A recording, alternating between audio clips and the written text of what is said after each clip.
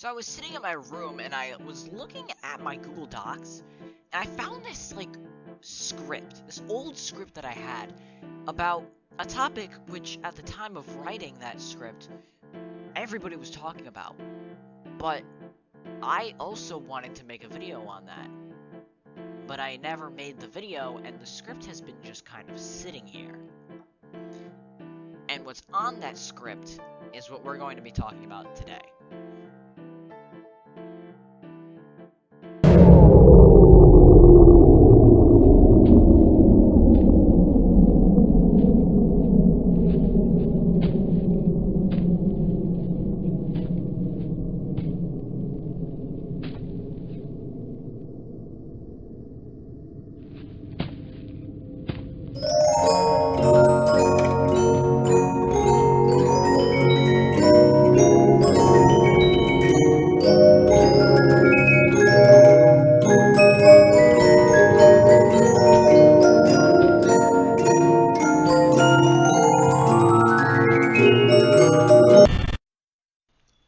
Five Nights at Freddy's Security Breach is the latest installment in the FNAF franchise, and in my opinion, it's disappointing to say the least.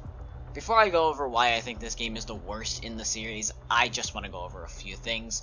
I know that this game was created by Steelwool, a very small studio, and that they were pressured by the big companies and corporations to get this game out for the Christmas rush, but that still doesn't mean I'm not pissed and disappointed about it.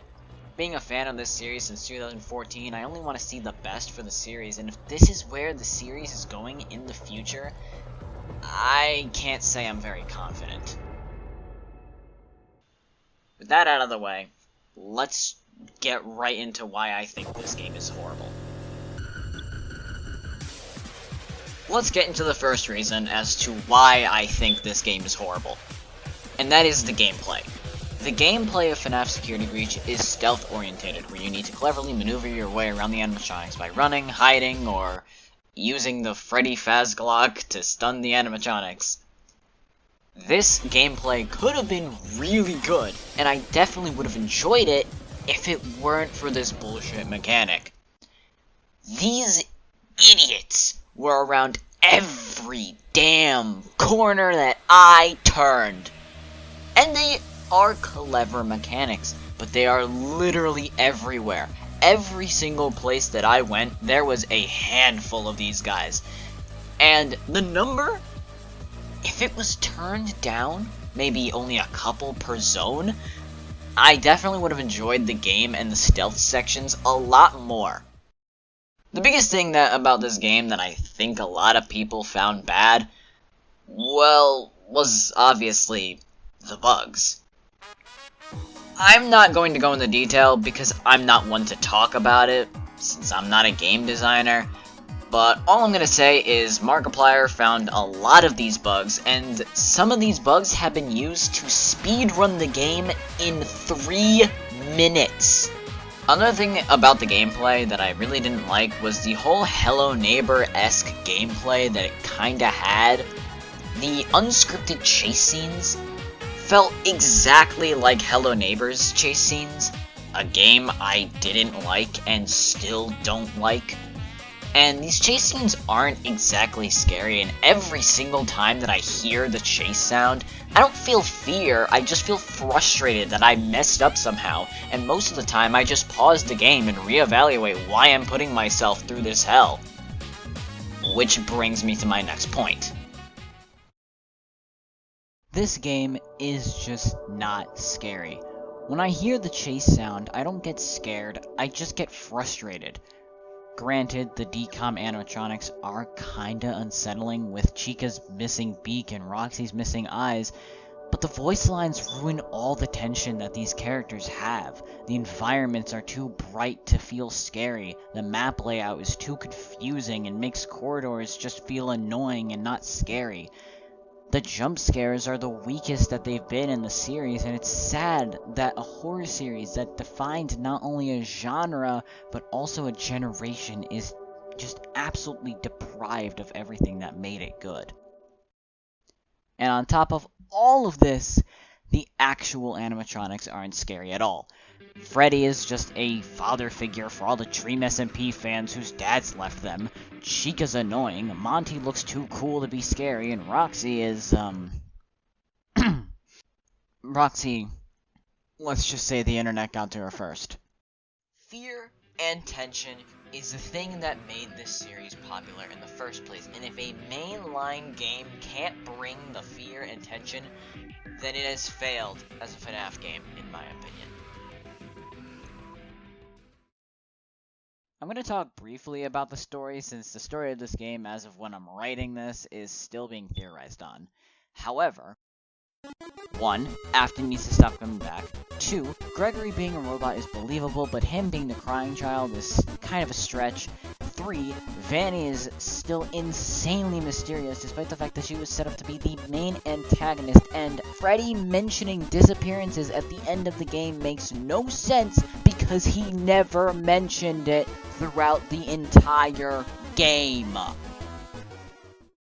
This next section is just my personal small detail issues with the game, the biggest one of these being the fact that there is no objective indicator. I got lost so many times because of this, and if I need to take myself out of the game to look up where I need to go, then in my opinion that is poor game design. The major size area needs a reset button for post 6 AM. This puzzle, this thing, made me literally give up on the canon ending, just because of how many times I messed up on it. I ended up watching someone else do the ending just because I couldn't do it. The fact that the skip cutscene button just doesn't even work is embarrassing, and the fact that we can't skip the sun-moon transition is just plain lazy.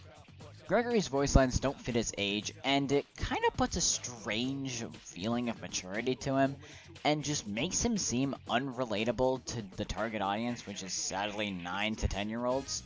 The cut content makes this game's story virtually impossible to figure out, and makes some areas, like the Security 10 pass room, inaccessible because you can't get up to 10.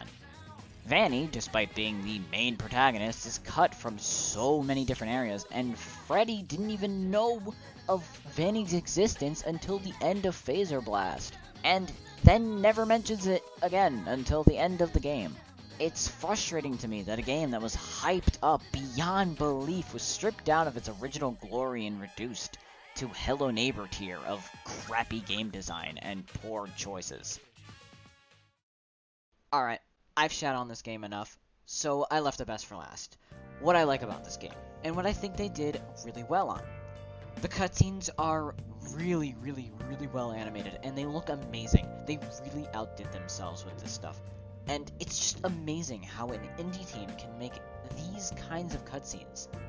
The endoskeleton level is a perfect example of what stealth should be. It's a stealth level done right. The fear is there, the mechanics are amazing, and the fact that I died multiple times due to my own stupidity and not bad game design is just... it's chef's kiss. It's beautiful. In conclusion, this game is a joke. It's disappointing. It's awful.